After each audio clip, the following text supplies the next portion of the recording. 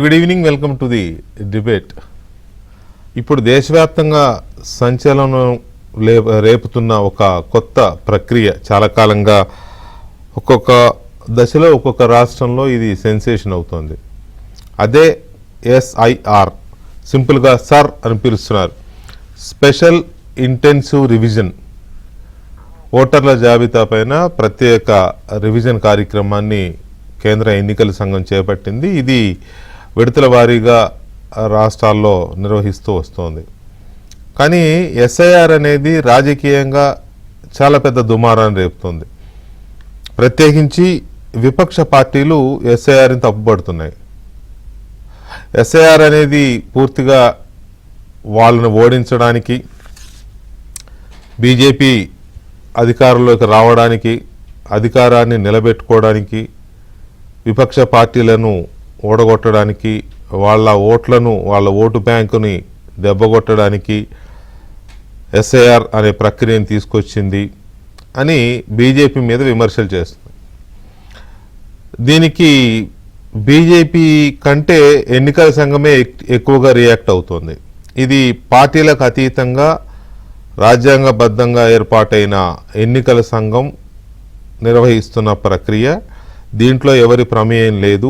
ఇది చాలా కాలంగా ఓటర్ల జాబితా అనేది అవకతవకలతో నిండిపోయి ఉంది కాబట్టి దీన్ని నిర్వహిస్తున్నాం. ఇది ఎవరికి నష్టం చేసేది, ఎవరికి లాభం చేసేది కాదు.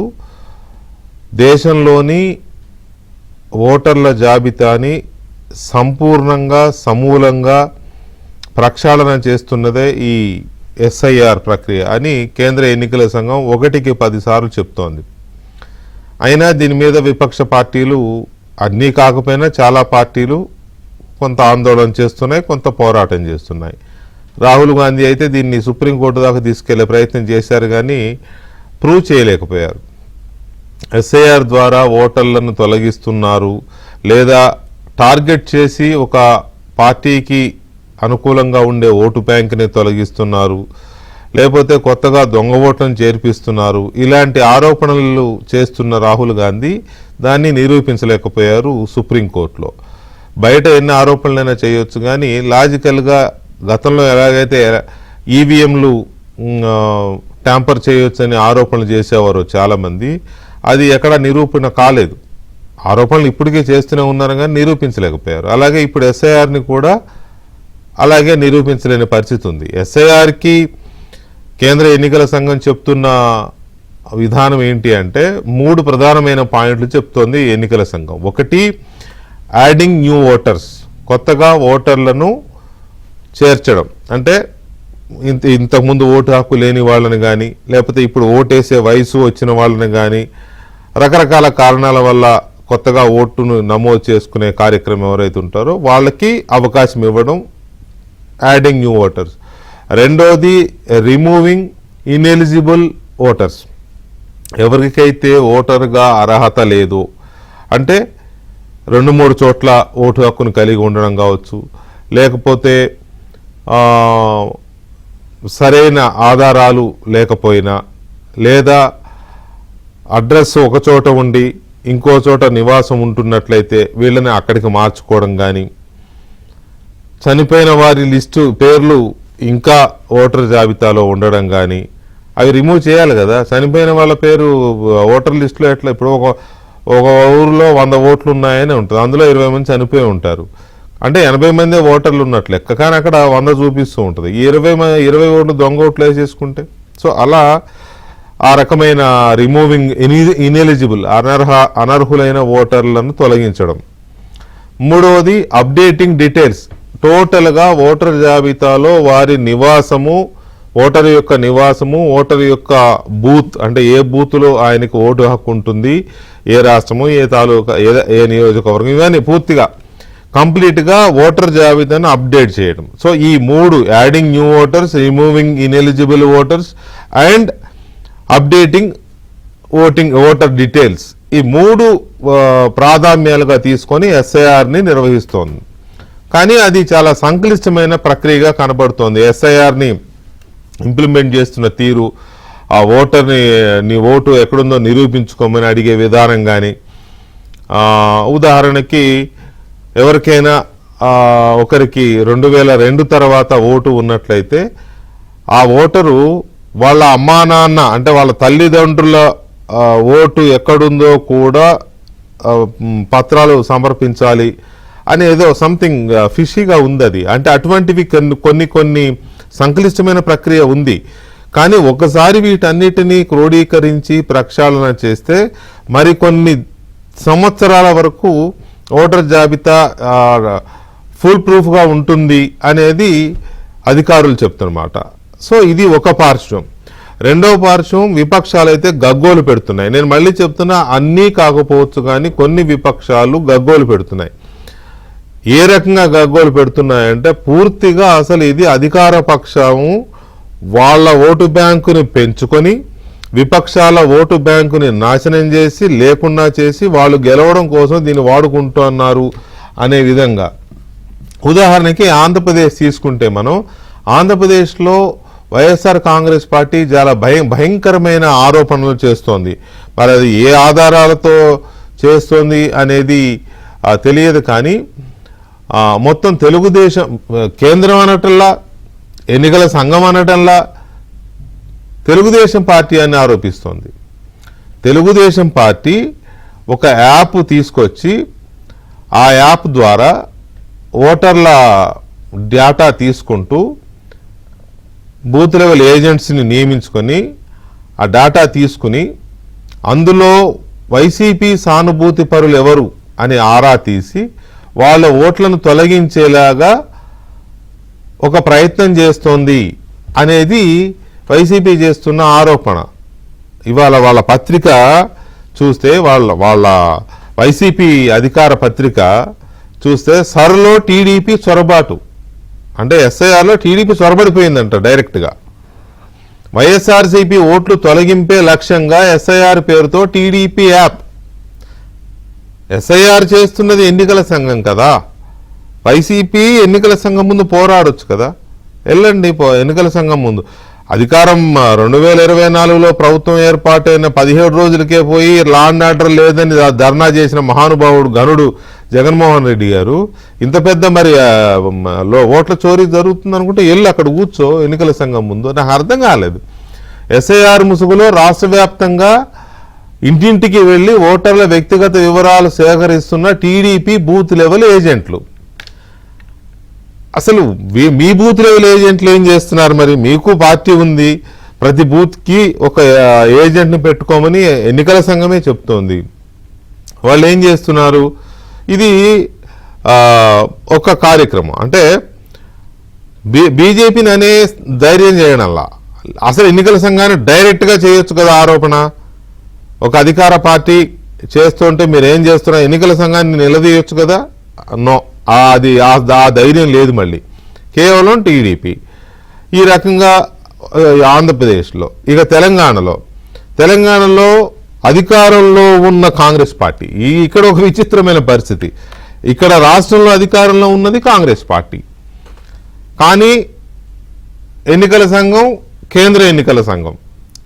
కేంద్రం అంటే భారత ఎన్నికల సంఘం. భారత ఎన్నికల సంఘం రాజ్యాంగబద్ధమైన సంస్థ. అలాంటి కేంద్ర ఎన్నికల సంఘం మీద దేశమంతానేమో బీజేపీ వాళ్ళు చేపిస్తున్నారని ఆరోపణలు చేస్తూ కాంగ్రెస్ ఇక్కడికి వచ్చేసరికి 1 కోటి ఓట్లు పోతాయంటుంది.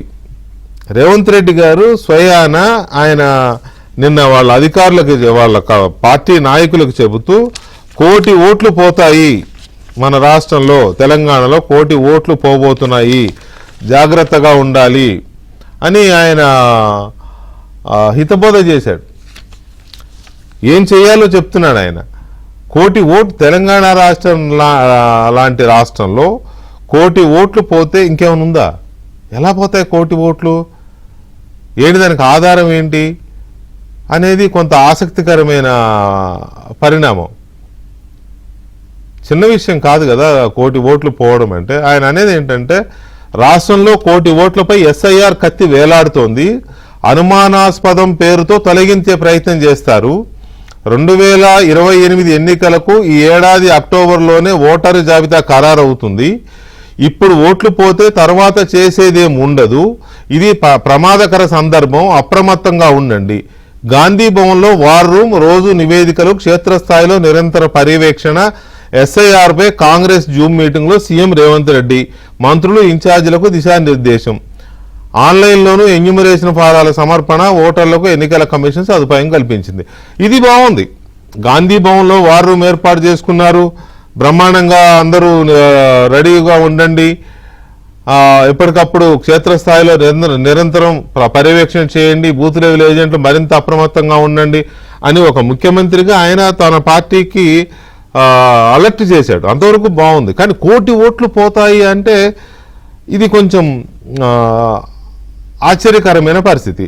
సో మొత్తంగా ఎస్ఐఆర్ అనేది ఒక దేశంలోనే కాదు, ప్రస్తుతం తెలుగు రాష్ట్రాల్లో జరుగుతుంది కాబట్టి తెలుగు రాష్ట్రాల్లో ఆసక్తికరంగా సంచలనము అవుతోంది, వివాదాస్పదం అవుతోంది. అధికార విపక్షాల మధ్య ఒక రాజకీయ వివాదాలకు కేంద్ర బిందువు అవుతోంది. అసలు ఎస్ఐఆర్ నిజంగా అలాంటి అవకాశం ఎంతవరకు ఉంది, ఏం చేయాలి, పార్టీలు చేయాల్సిన పని చేయకుండా ఎంతసేపు ఈ విమర్శలే పట్టుకుని ఎందుకు ఎస్ఐఆర్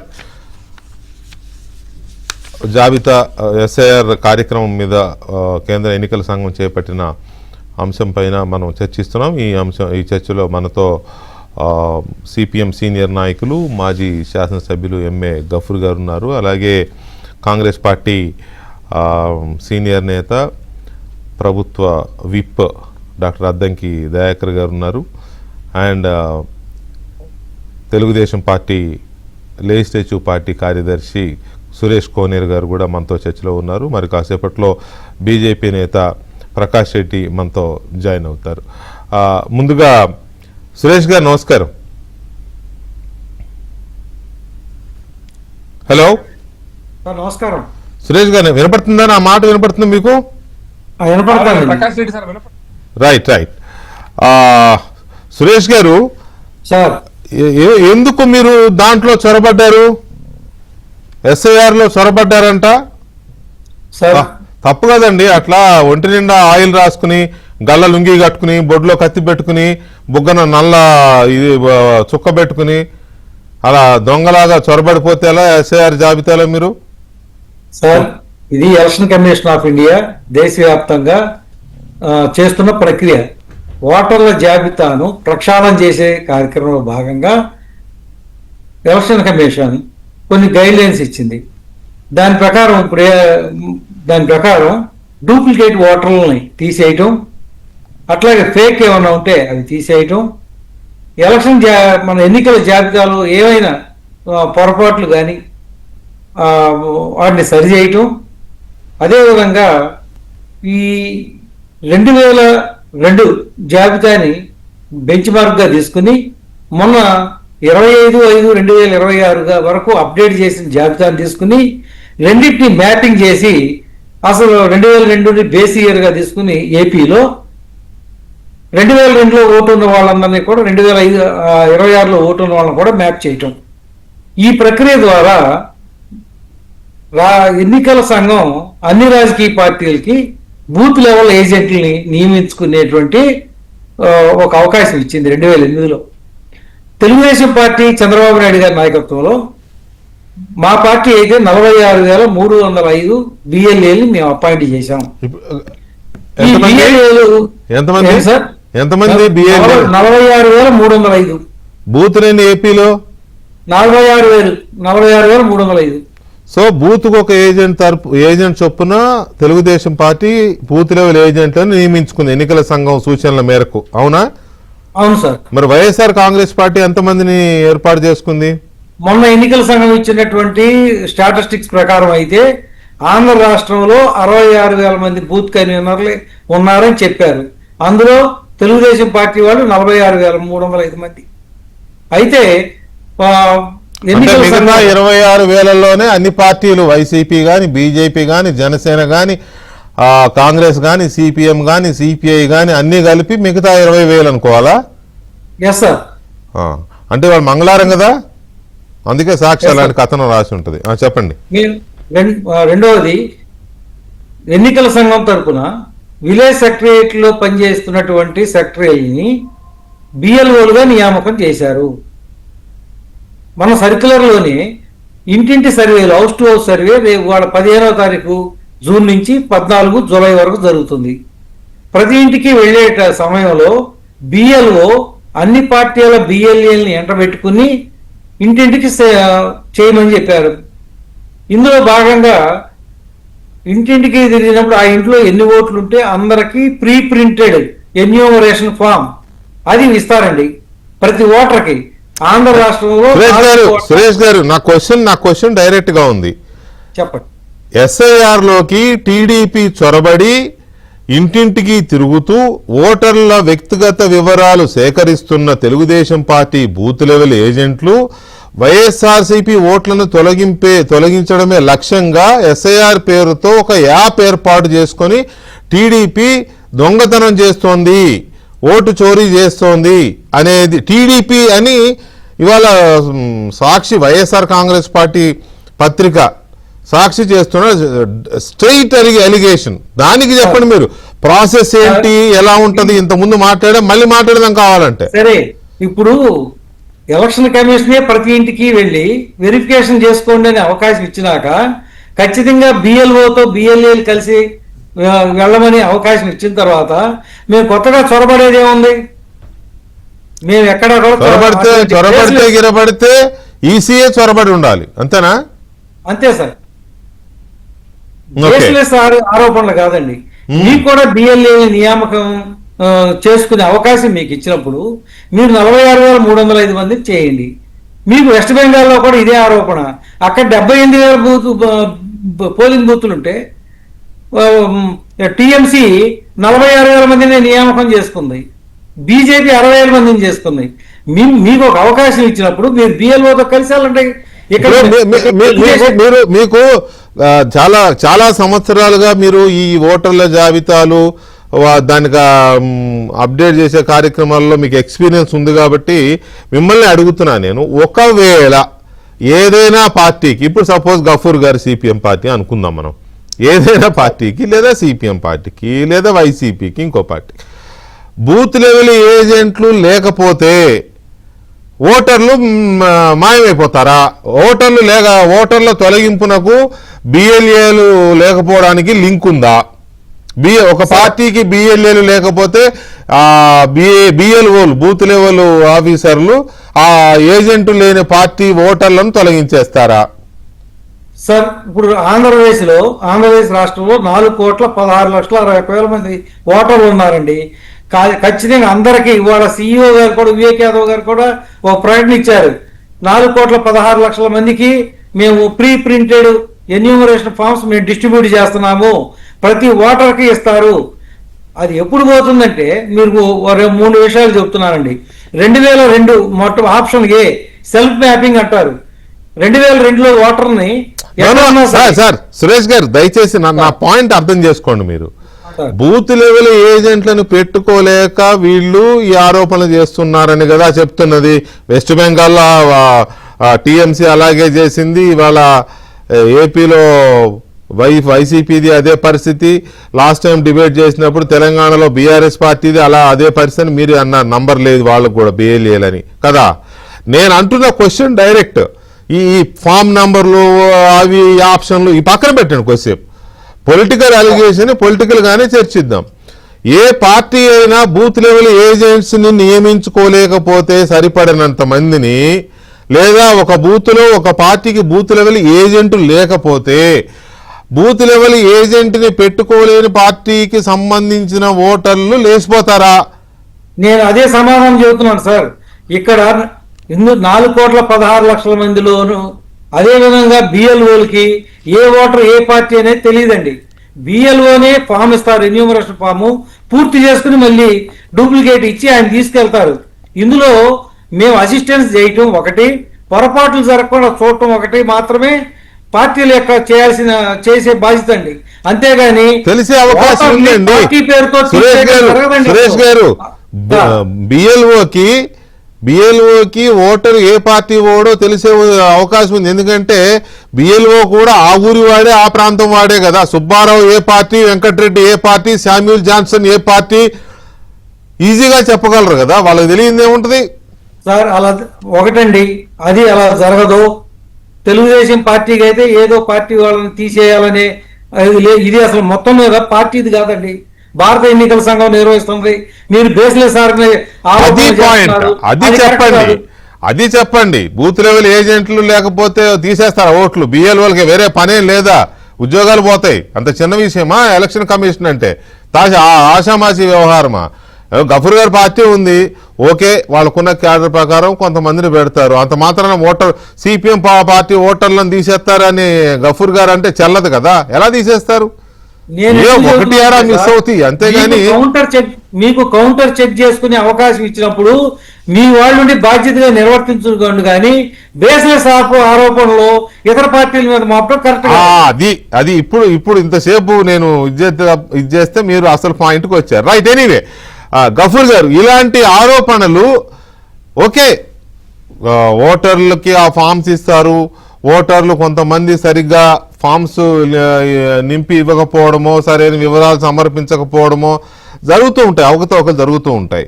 కానీ దేశం మొత్తం ఇదే చర్చ ఎందుకు జరుగుతోంది? తెలుగు రాష్ట్రాలు ఇప్పుడు ఇది చాలా ఇబ్బందికరమైన పరిస్థితిగా ఉంది. మీ అబ్జర్వేషన్ ఏంటి ఎస్ఐఆర్ మీద?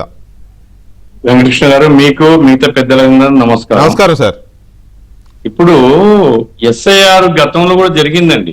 నేను కొత్తగా ఇప్పుడే ఎస్ఐఆర్ ప్రత్యేకంగా చేస్తున్నానని కూడా నేను ఆరోపించడం లేదు. గతంలో కూడా జరిగింది.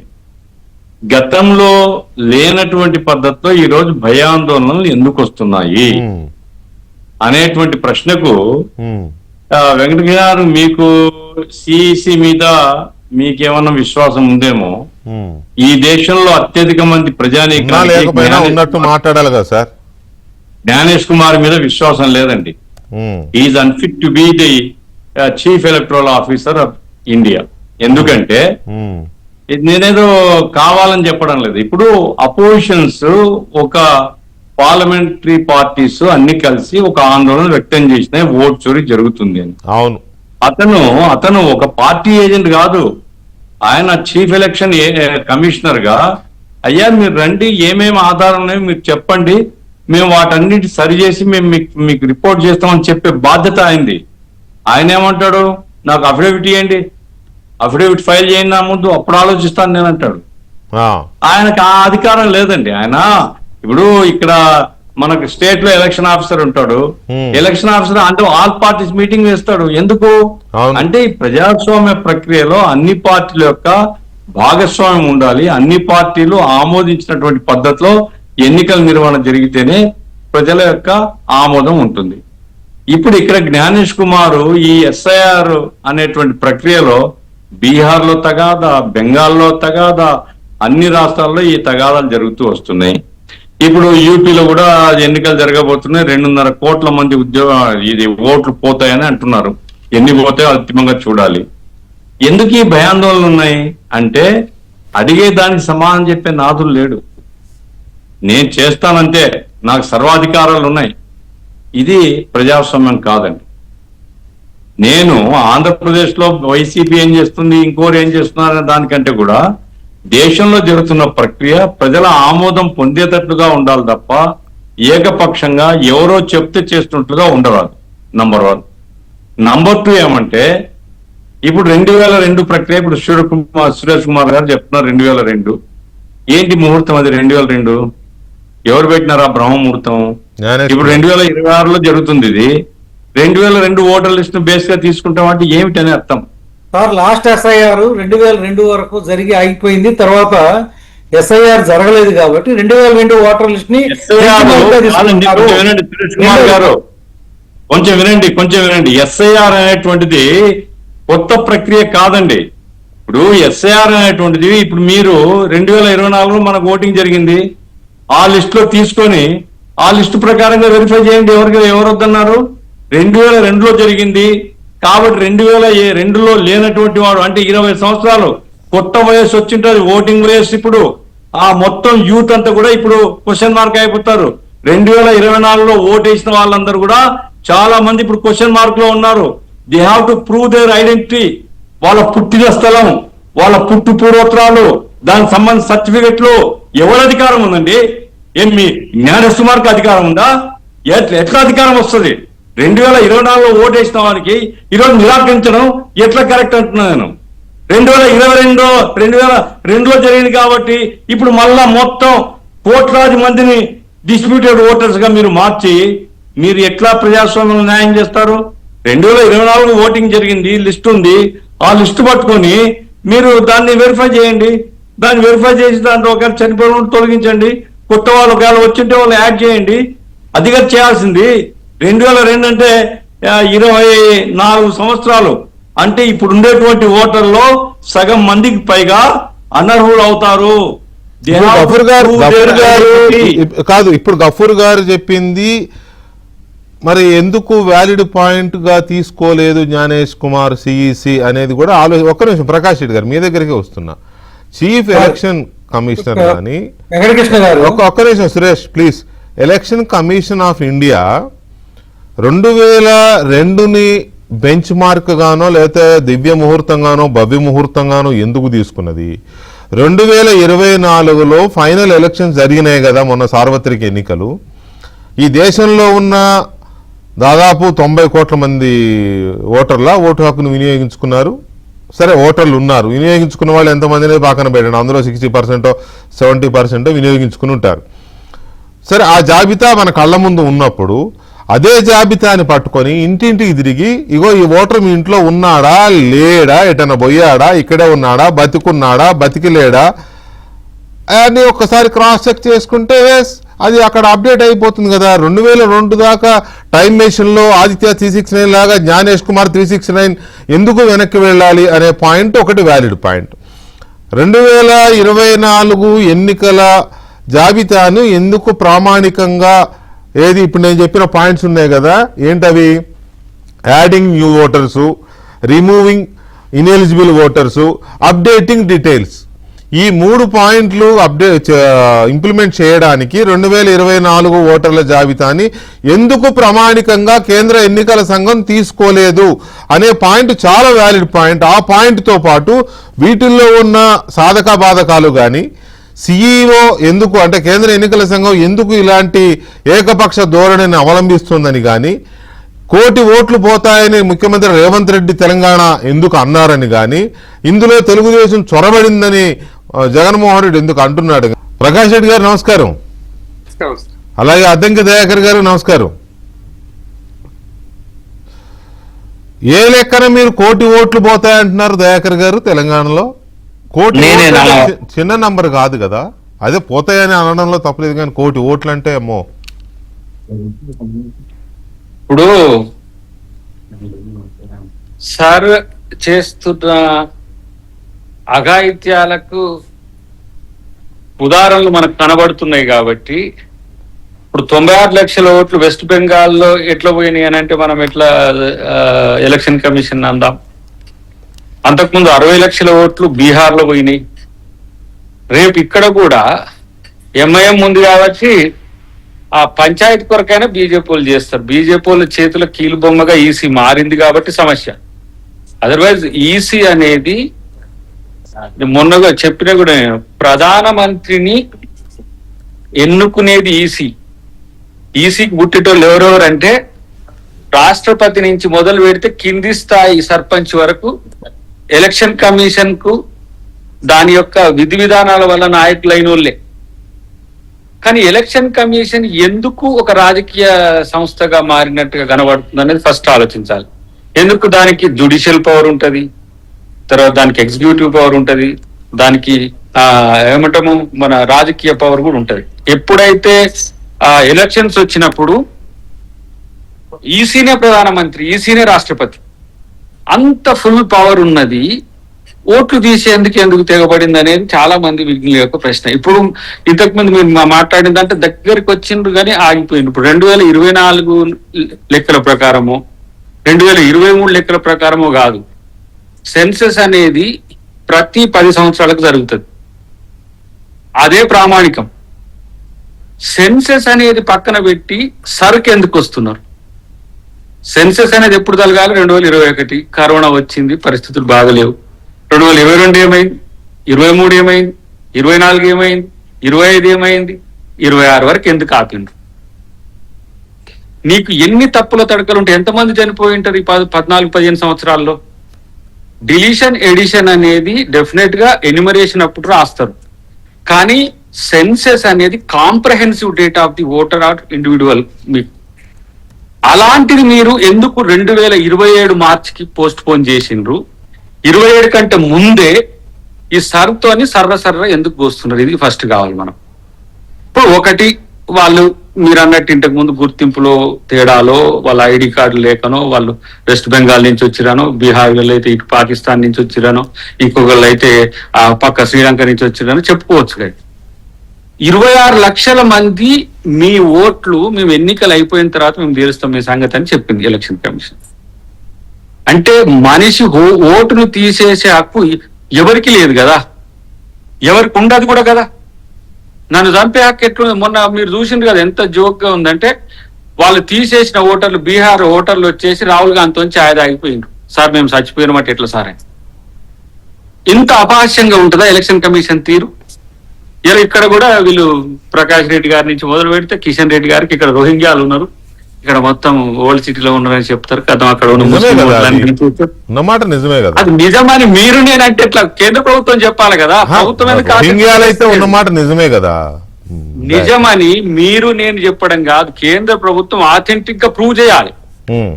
అదే కదా ఎన్ఐఏ గాని, లేకపోతే ఇప్పుడు దేశ భద్రత విషయంలో రాష్ట్ర ప్రభుత్వానికి ఒక హుకుం జారీ చేసిన గాడగో 10,000 మంది వాళ్ళు ఉన్నారు, మీరు ఎట్లా వాళ్ళకు రేషన్ కార్డు ఇచ్చారు, ఎట్లా మీరు ఓటర్ లిస్ట్ చేర్చుకున్నా అని చెప్పేసి కేంద్ర ప్రభుత్వం చూస్తుంది. మీరు 12 సంవత్సరాలు పుష్కరకాలం మీరే ఉండి ముష్కరులు వచ్చిందారంటే ఎట్లా? బాధ్యత ఎవరిది మరి? కేంద్ర ప్రభుత్వం కాదా? రక్షణ మాకేమని ఇచ్చింది రక్షణ శాఖ? అవును, అట్లా ఇచ్చిర్రు. అయితే మరి మేము రక్షణ శాఖను ఒకటి ఏర్పాటు చేసుకుని కొత్త క్యాబినెట్ మాట ఒకటి ఇస్తే మినిస్టర్ అనే పెరుగుతుంది, పోటీ ఎక్కువ ఉంది. కాబట్టి ఇక్కడ జరుగుతున్నది ఏంటంటే, సర్తో వాళ్ళు రాజ్యాంగ వ్యతిరేక చర్యలకు పాల్పడుతున్నారు. ఎవరు? ఎలక్షన్ కమిషనే. అది బీజేపీకి నచ్చుతుంది, ఎవరికి నచ్చట్లేదు. బీజేపీ అలీస్ కూడా ఎన్డీ కూటమికి మొత్తం మంచిగా నిండి ఉన్నది ఇప్పుడు, అది సమస్య. మిగతా వాళ్ళైతే గగ్గోలు. ఎందుకంటే మాయే కదా, 2018లో 15,000 ఓట్లు తుంగతుర్తిలో పోయినాయి. కుర్రో మొర్రో అని మొత్తుకున్న మా రజత్ కుమార్ అంటే ఉండేవో దరిద్రుడు 25 లక్షల ఓట్లు తీసేసిండు. 15,000 ఓట్లు. నేను ఓడిపోయింది ఎంత? నేను ఓడిపోయింది అంటే మిషన్లు పక్కన పెట్టుకొని 1857 నేను ఓడిపోయింది. 15,000 ఓట్లు కాంగ్రెస్ పార్టీ నాయకులే తీసేసిండ్రు. ఎవరి కోసం? బీఆర్ఎస్ ని మెప్పియడానికి. ఇక్కడనే దుష్టాంతాలన్నీ ఇగో కేంద్రం తెలంగాణ గడ్డ మీదనే వీవీప్యాట్ పెట్టింది కూడా ఇక్కడనే, వీవీప్యాట్ లెక్క పెట్టింది కూడా ఈ గడ్డ మీదనే. కాబట్టి మాకేం తెలుసు, బీజేపీలు ఏమంటారు, అది బీఆర్ఎస్ ప్రభుత్వం ఉన్నది ఆలయం చేసిరు అని అంటారు. కానీ బీజేపీ బీఆర్ఎస్ వేరే నేను ఎందుకు అనుకుంటా, నాకు తెలుసు కదా, నాకు ఇంటర్నల్ గా జరుగుతున్నాయి అన్ని కూడా. ఇలాంటి వాటికి ఓట్ చోరీ, ఇప్పుడు సీట్ చోరీ, రేపు ఇంకేదైనా చోరీ చేస్తారు. అరే ఏంది నువ్వు ఎలక్షన్ కమిషన్ అంటావా? ఎలక్షన్ ఇప్పుడు సుప్రీం కోర్టును అంటే నువ్వు కోర్టును అంటావా?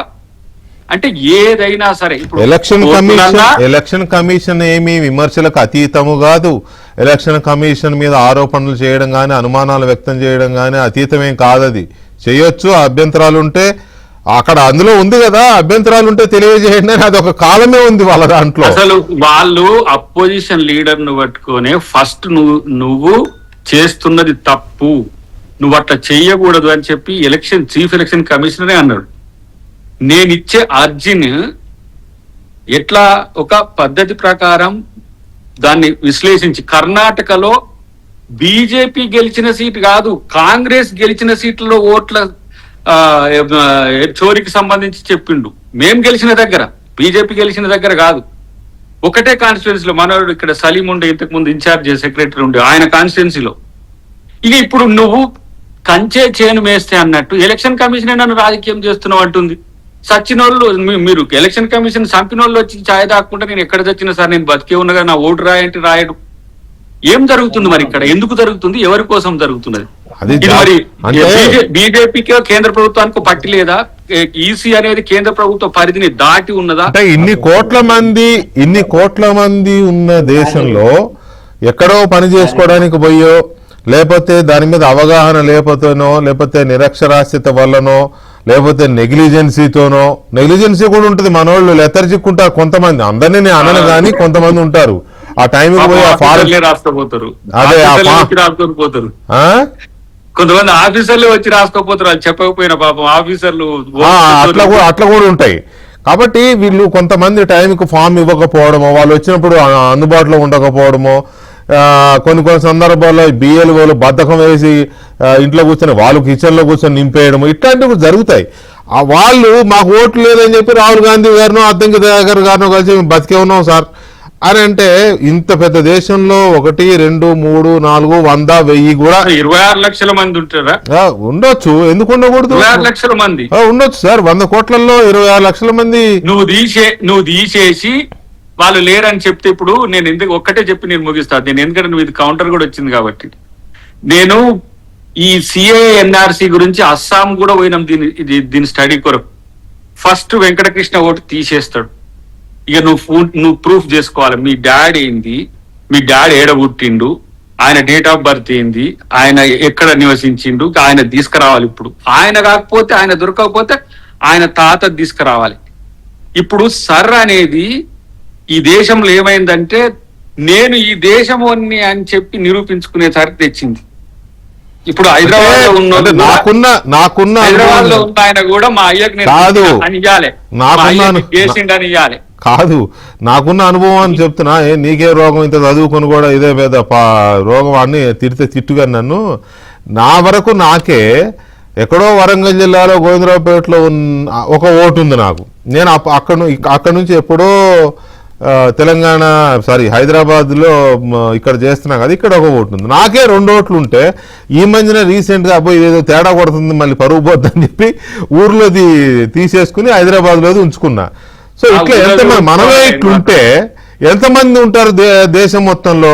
సో ఎనీవే, ప్రకాష్ రెడ్డి గారు, ఈ ఎస్ఐఆర్ మీద ఇన్ని రకాల అనుమానాలు, అటు చూస్తే ఏపీలోనేమో తెలుగుదేశం చొరబడింది ఎస్ఐఆర్లోగా ఆయన అంటాడు జగన్మోహన్ రెడ్డి, ఇక్కడ చూస్తేనేమో రేవంత్ రెడ్డి గారు 1 కోటి ఓట్లు పోతున్నాయి రెడీగా ఉండండి అని ఈయన హెచ్చరిస్తున్నాడు.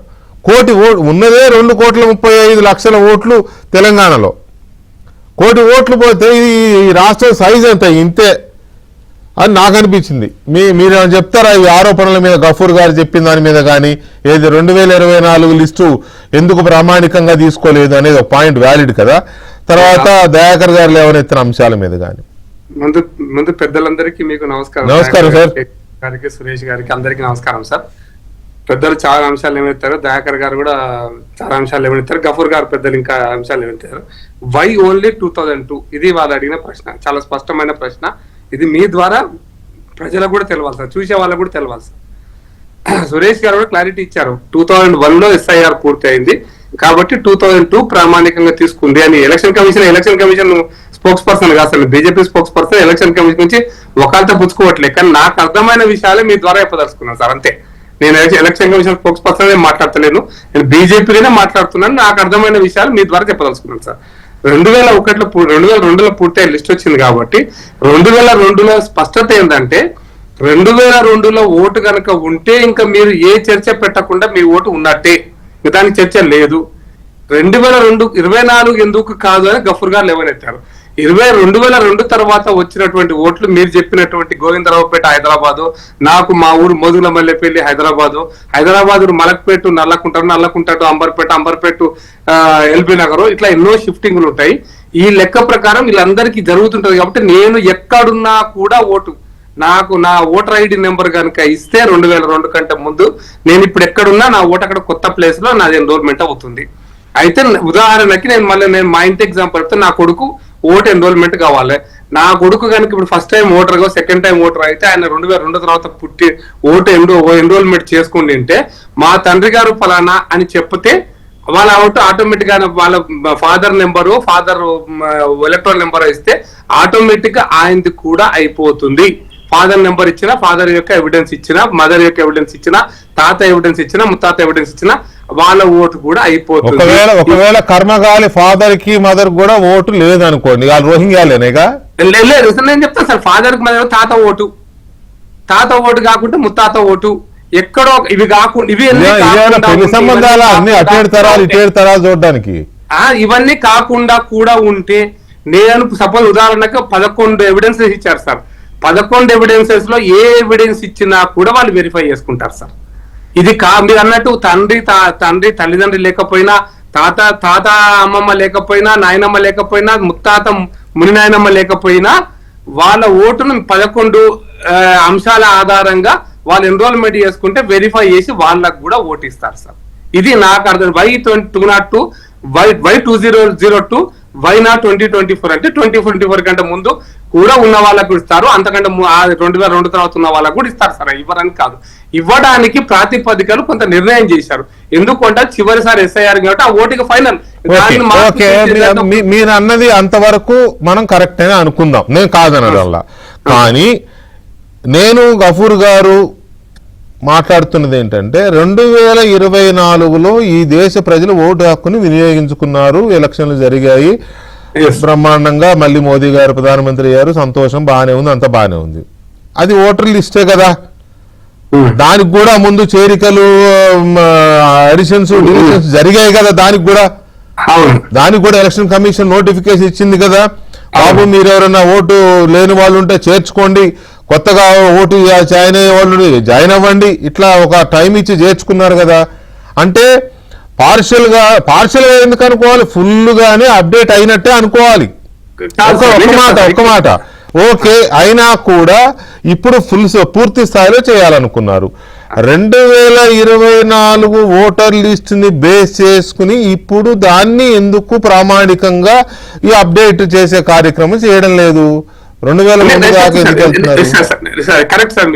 నేను 2002లో ఓటర్ లిస్ట్ ఫ్రెష్ అయింది, అప్పుడున్నటువంటి ప్రభుత్వం ఫ్రెష్ చేసేసింది, అయిపోయింది. 2002 తర్వాత జరిగినటువంటి ఎన్రోల్మెంట్ ఎందుకు కాకుండా 2024లో అప్పుడు రేవంత్ రెడ్డి గారి కేసు ఉండొచ్చు, మోడీ గారి కేసు ఉండొచ్చు, చంద్రబాబు నాయుడు గారి కేసు ఉండొచ్చు, ఇంకొకరి కేసు ఉండొచ్చు, ఎవరికైనా ఓటేయడం కాదు ఇష్యూ ఇక్కడ. అయితే 2002 తర్వాత సపోజ్ ఇప్పుడు నేను కరెక్ట్ గా చెప్పారు. నేను అంత 2002లో మలక్పేటలో ఒక ఇంట్లో ఉన్నాను సార్, కిరాయి ఇంట్లో. తర్వాత నేను ఇల్లు కట్టుకుని ఇల్లు మారినాను. అయితే నేను ఫామ్ సబ్మిట్ చేశాను, నా కొత్త ఇంట్లో పలానా ఇంట్లో నేను ఓటర్ ఉంటున్నాను, పలానా పాత ఇంట్లో నా ఓటు ఉంది, తీసేయండి అని అడిగాను నేను. వాస్తవానికి ఎలక్షన్ కమిషన్ యొక్క రిప్రజెంటేటివ్ ఎవరైతే ఉంటారో రాష్ట్ర ప్రభుత్వ అధీనంలో పనిచేసే ఉద్యోగ వ్యవస్థని, వేరే కాదు, అదని క్లారిటీ ఇస్తాను. వాళ్ళు నా ఫామ్ 17 ఏదో ఉంటుంది, అది డిలీట్ చేయకుండా నాకు కొత్త ఓటు ఇచ్చేశారు. అట్లా నాకు మలక్పేటలోనే 3 ఓట్లు ఉన్నాయి సార్. ఇప్పుడు నా మలక్పేటలోనే 3 ఓట్లు ఉన్నాయి నాకు ఇప్పుడు కూడా, ఈ రోజు కూడా, ఈవెన్ టుడే నేను మలక్పేటలో కూడా 3 ఓట్లు వేస్తున్నారా ఇప్పుడు? ఏం సార్, నేను వేయట్లేదు సార్. నేను విషయం చెప్తాను, నేను ఒకటే ఓటేస్తున్నాను. నాకు ఆ ఓటున్న విషయం కూడా ఇప్పుడు తెలిసింది, నాకు అంతకుముందు తెలియదు. పోయిందిలే, తీసేసి ఇంటర్లే అనుకున్నా. అయితే నేను ఈ సందర్భంగా ఒక విషయం గుర్తు చేస్తున్నా. దయాకర్ గారు కూడా వచ్చారు ఆ మీటింగ్ కి. దయాకర్ అంటే వాళ్ళ పార్టీ వచ్చింది, మా పార్టీ తరఫున నేను కూడా పోయినా, మా లీగల్ టీమ్ తో పాటు. సిపిఐ వచ్చింది, సిపిఎం వచ్చింది, ఎంఐఎం వచ్చింది, టిఆర్ఎస్ వచ్చింది. 3 సంవత్సరాల క్రితం election commission of Telangana, central election commission యొక్క సిఇఓ దగ్గర మీటింగ్ జరిగింది సార్. అప్పుడు హైదరాబాద్ లో వాళ్ళు వెరిఫై చేసినటువంటి ఒక 10 నిమిషాలు సీరియస్ ప్లీజ్ సార్, వాళ్ళు వెరిఫై చేసిన విషయం ఏంటంటే సార్, ఒకటే అసెంబ్లీ సెగ్మెంట్ లో నాలాంటి వాళ్ళు 2 ఓట్లున్నా 3 ఓట్లున్నా ఏదో ఒక ఓటు ఉంచుకోవడం కోసం నాకు నోటీస్ ఇచ్చారు సార్. నాలాంటి వాళ్ళకి మీరు 2 ఓట్లు 3 ఓట్లు ఉన్నాయండి, మీకు పలానా ఏ ఓటు కావాలి, మీకు 3 ఏ ఓటు ఉంచుకుంటారు, ఏ ఓటు తీసేస్తారని అది ఇచ్చారు నోటీస్. జరిగిపోయింది అది. అయితే అటువంటి ఓట్లు ఎన్నున్నాయి హైదరాబాద్ లో లెక్కేస్తే, ఒక హైదరాబాద్ నగరం రెవెన్యూ హైదరాబాద్ లో లెక్కేస్తే, రెవెన్యూ హైదరాబాద్ అంటారు, రంగారెడ్డి కాదు, అంటే మల్కాజ్గిరి కాదు, మళ్ళీ షేర్లింగంపల్లి కాకుండా లెక్కేస్తే ఒక్కొక్క అసెంబ్లీలో 50,000 ఓట్లు, సుమారుగా 46 ఒక దగ్గర, 54 ఒక దగ్గర, సుమారుగా ఆన్ యావరేజ్ కి 50,000 ఓట్లు. ఇట్లా ఒకే అసెంబ్లీ సెగ్మెంట్, మరి ఒక పార్లమెంట్ ఒకే అసెంబ్లీ సార్. ప్రకాష్ రెడ్డి గారు మొన్న జరిగిన ఉప ఎన్నిక జరిగిన జూబ్లీ హిల్స్ అసెంబ్లీ కాన్స్టిట్యున్సీలోనే 70,000 ఓటర్లు లేరు. 70,000 ఓట్లు అసలు లేరు ఓటర్లు అనేది తేలింది. నిన్నెవరో చెప్తున్నా నాకు, శేరిలింగంపల్లిలో దాదాపు 60 నుంచి 70% ఓటర్లు ఉండనే ఉండరంట అక్కడ. నేను అక్కడికి వస్తున్నాను. అది దేశంలోనే అతిపెద్ద నియోజకవర్గం అయిపోయింది అది. మరి సార్ నేను ఇవన్నిటిని పరిశీలించిన తర్వాత ఎలక్షన్ కమిషన్ ఏం చేసినట్టు, ఇప్పుడు అందరు సురేష్ గారు చాలా స్పష్టంగా చెప్పారు, ప్రతి ఒక్కరికి ఫామ్ ఇస్తారు, ప్రతి ఓటర్ కి ఫామ్ ఇస్తారు, మీరు ఫామ్ నింపవలసిన బాధ్యత మాది. అయితే మీకు దానికంటే ముందు కొంచెం మీరు అడిగినారు, మధ్యలో ఒక డిస్టర్బ్ అయింది చెప్తాను. 2002 కాదు సార్, 2024 జనవరిలో 2023 జనవరిలో ప్రతి సంవత్సరం ఓట్ ఎన్రోల్మెంట్ డే అని ఒక డిక్లేర్ చేస్తున్నారు. ఓట్ ఎన్రోల్మెంట్ చేసిన వాళ్ళకి కొంతమంది ప్రైజ్ కూడా ఇస్తారు సార్. ఎలక్షన్ కమిషన్ మీరు చూసింటారు సార్. అప్పుడప్పుడు ప్రతి సంవత్సరం కూడా ఓటర్ ఎన్రోల్మెంట్ ఉంటుంది. ప్రతి సంవత్సరం కూడా జనవరిలో ఓటర్ లిస్ట్ ప్రింట్ చేస్తారు. సెన్సెస్ 26 వరకు 27 వరకు అది కూడా వస్తాను మొత్తం చేస్తుండ్రు కరెక్ట్. అక్కడ కూడా వస్తానా. నేను ప్రతి సంవత్సరం కూడా ఇంకోటి వెంకటకృష్ణ గారికి కూడా క్లారిటీ ఇస్తున్నారు.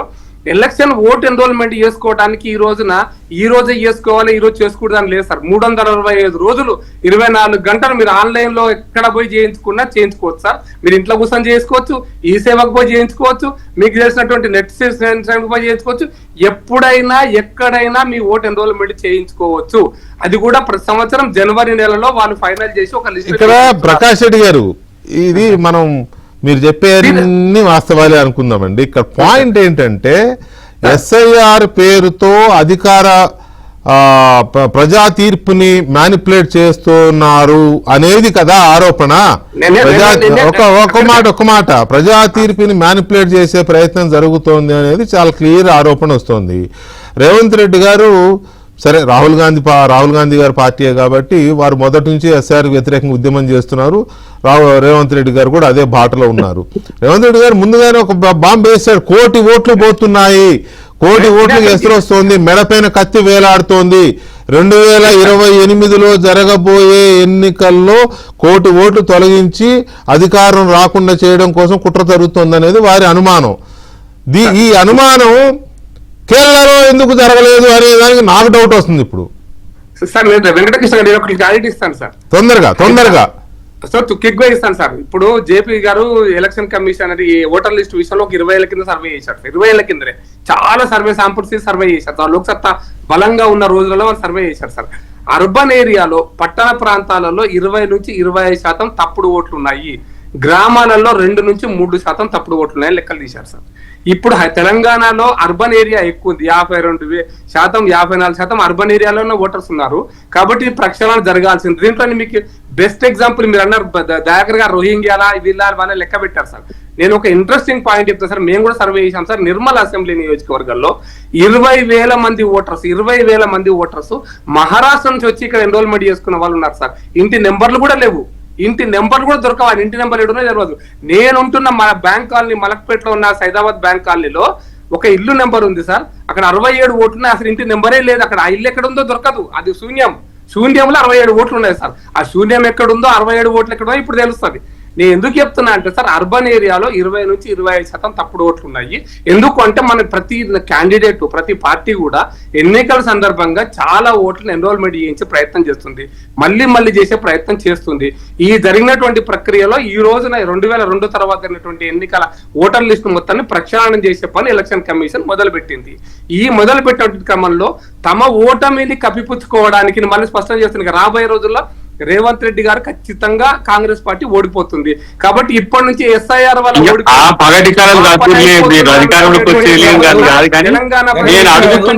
అడుగుతున్నా మీ అందరిని అడిగిన నేను సెన్సెస్ ఎంత ఇంపార్టెంట్, సెన్సెస్ ఎందుకు పోస్ట్ పోన్ చేస్తున్న దాన్ని వారు చెప్పలే, మీరు చెప్పలే. ఇవన్నీ గుండగపురాలు వింటానికి సార్ దయాకర్ గారు అడిగిన ప్రశ్నకు ఒక్కటి హాఫ్ మినిట్ లో సమాధానం చెప్తాను సార్. 2002లో భారత పార్లమెంటు చట్టం చేస్తూ డీలిమిటేషన్ ఆఫ్ ది కాన్స్టిట్యూన్సీ పునర్విభజన చేసేటప్పుడు 2026 తర్వాత జరిగేటువంటి 2026 తర్వాత జరగనున్నటువంటి సెన్సెస్ ఆధారంగానే మళ్ళీ పునర్విభజన చేయాలి, అంతవరకు చెయ్యకూడదు అని చట్టం చేశారు సార్ భారత పార్లమెంటు 2002లో. ఆ చట్టానికి అనుగుణంగానే 2026 తర్వాత జరిగేటువంటి ఏ సెన్సెస్ అయినా కూడా మనకు కొలమానం అవుతుంది రీఆర్గనైజేషన్ ఆఫ్ ది కాన్స్టిట్యూన్సీస్ కోసం. అయితే 2021, 2020లో కరోనా తర్వాత 2023 ఒకటి వదిలిపెట్టి 23, 24 కూడా ఎన్నికలు వచ్చేసినాయి. కాబట్టి 23, 24 ఎన్నికల ప్రక్రియ డిస్టర్బ్ అవుతుంది. కాబట్టి 25 దాకా వచ్చినప్పుడు మనం చేయొచ్చు. అయితే చర్చ ఎక్కడ వచ్చిందంటే 26 తర్వాత జరిగేటువంటి సెన్సెస్ అని డిక్లేర్ చేయబోయే సెన్సెస్ అని చెప్పారు. కాబట్టి 26 మార్చిలో మొదలు పెట్టారు, 27 మార్చిలో ముగించారు. దేశం మొత్తం ఒకటేసారి సరి చేయొచ్చు కదా. ఒకటేసారి సార్ నేను మళ్ళీ మీరు అడిగిన దానికి 2022లో ఒకటేసారి చేసింది కదా. ఎన్నికలు ఉన్న రాష్ట్రాల్లో సూటి సమాధానం నేను చెప్పిన ప్రజలు తర్వాత చెప్తా. అది కూడా పాయింటేలే. ఒక ఒకేసారి సెన్సెస్ ఎలాగైతే దేశవ్యాప్తంగా చేస్తున్నారో ఎస్ఐఆర్ ను కూడా దేశవ్యాప్తంగా ఒక్క మాట సార్ ప్రకాష్ రెడ్డి గారు మన ఇద్దరిది అయిపోయింది. కాదు ఒక్క మాట ప్లీజ్. దేశవ్యాప్తంగా సర్వే సెన్సెస్ ఎలాగైతే చేస్తున్నారో ఎస్ఐఆర్ ను కూడా ఒకే దఫా దేశవ్యాప్తంగా చేయొచ్చు. అలా కాకుండా నిజమే పాయింట్, ఇది కూడా పాయింట్. ఎక్కడికక్కడ నెక్స్ట్ ఇయర్ పలానా స్టేట్ లో ఎలక్షన్ జరగబోతోంది అంటే ఈ ఇయర్ అక్కడ ఎస్ఐఆర్ చేస్తారు. ప్రతి స్టేటు ఇప్పటి వరకు ఎస్ఐఆర్ జరిగిన అన్ని రాష్ట్రాలు ఎలక్షన్లకు ఏడాది ముందు ఆ రాష్ట్రంలో ఎస్ఐఆర్ జరుగుతుంది. ఇది కొన్ని అనుమానాలు. అంటే ఇక్కడ బీజేపీ అధికారంలో ఉన్న బీజేపీ ఈసీ కలిసి చేశాయని నేను అనడం లేదు, వాళ్ళు అంటున్నారు. ఆగండి సార్, ప్రకాష్ రెడ్డి గారు ఆగండి, తొందరపడాల్సిన అవసరం లేదు. ఇక్కడ నా పాయింట్ ఏంటంటే నేను అనడం లేదు, విపక్షాలు అంటున్నాయి. కానీ అనుమానాలు వచ్చే విధంగా ఈసీ వ్యవహారం ఉంది. ఎస్ఐఆర్ దేశవ్యాప్తంగా ఒకేసారి ఎందుకు చేయకూడదు? ఓకే, మీరు అన్నట్టు సెన్సెస్ వేరు, ఎస్ఐఆర్ వేరు, రైట్. సెన్సెస్ కి డీలిమిటేషన్ లింక్ ఉంది కాబట్టి తర్వాత చేసుకున్నారు. ఓకే, ఎస్ఐఆర్ ఫర్ ఇన్స్టెన్స్ ఒక్క నిమిషం ప్రకాష్ రెడ్డి గారు, ఒక్క నిమిషం, ప్రజలకు అర్థం కావాలి. ఫర్ ఇన్స్టెన్స్ అది అట్లా అనుకుందాం, అయినా కూడా ఎస్ఐఆర్ ని ఎట్ ఏ స్ట్రెచ్ ఒక 6 నెలలు టైమో 3 నెలలు టైమో ఇచ్చి ఎట్ ఏ స్ట్రెచ్ దేశమంతా ఒకేసారి ఎందుకు చేయట్లేదు? ఎలక్షన్ జరగబోతున్నాయి అనుకున్న రాష్ట్రాల్లోనే ఇలా. సురేష్ గారు, దేశవ్యాప్తంగా ఒకేసారి ఎస్ఐఆర్ చేయడానికి వచ్చిన అడ్డంకి ఏంటి ఎలక్షన్ కమిషన్ ఆఫ్ ఇండియాకి? సార్, ఇప్పుడు ఎలక్షన్ కమిషన్ ఆఫ్ ఇండియా ఎన్నికలు ఏదైతే రాష్ట్రాలు వస్తుందో ముందు ఎస్ఐఆర్ జరపాలని నిర్ణయం తీసుకున్నారు.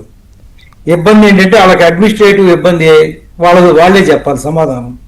మీకు అట్లా కాదు అక్కడే వాళ్ళే చెప్పాలి సమాధానం. అంటే నిజమే, నేను మిమ్మల్ని చెప్పను, మిమ్మల్ని అంటలా. మీరేదో టీడీపీ లీడర్ అని, ప్రకాష్ రెడ్డి గారు ఏదో బీజేపీ లీడర్ అని అట్లా అనడం లేదు. కానీ ఇక్కడ మనం ఒక చర్చ చేస్తున్నాం. ఎలక్షన్ కమిషన్ ఆఫ్ ఇండియా యొక్క నిర్ణయాల మీద చర్చ జరుగుతోంది. చర్చ జరుగుతున్నప్పుడు గఫూర్ గారు కానీ దయాకర్ గారు కానీ విపక్ష పార్టీలుగా ఆరోపణలో విమర్శలు చేస్తున్నారు. మీరు సమర్థించుకునే ప్రయత్నం చేస్తున్నారు. అలాగని ఈసీ ప్రతినిధులేం కారు మీరు. ఓకే, అంతవరకు నేను కన్విన్స్ అవుతాను. కానీ ఈ కోణంలో కూడా చర్చించాల్సిన అవసరం ఉంది కదా. ఇప్పుడు ఆంధ్రప్రదేశ్ లో ఎస్ఐఆర్ జరుగుతుంటే తమిళనాడు నుంచో కేరళ నుంచో ఉద్యోగులు రాట్లా, ఏపీ ఉద్యోగులే చేస్తున్నారు. తెలంగాణలో జరుగుతుంటే తెలంగాణ ఉద్యోగులే చేస్తారంటే ఏ స్టేట్ లో ఉద్యోగులు ఆ స్టేట్ లోనే ఎలాగైతే సెన్సెస్ అప్పుడు ఎలా చేస్తారో ఇది కూడా అలాగే చేస్తున్నారు కదా. అలాంటప్పుడు దేశవ్యాప్తంగా ఒకేసారి చేయకుండా ఎలక్షన్ జరిగే స్టేట్లలోనే ఎందుకు చేయాలి? సార్, మీరు ఆట బిగిన్ అయిన తర్వాత నియమాల గురించి మాట్లాడుతున్నారు. ఆ నియమాలు ఏర్పాటు చేసినప్పుడే మీరు డిస్కస్ చేయాల్సింది.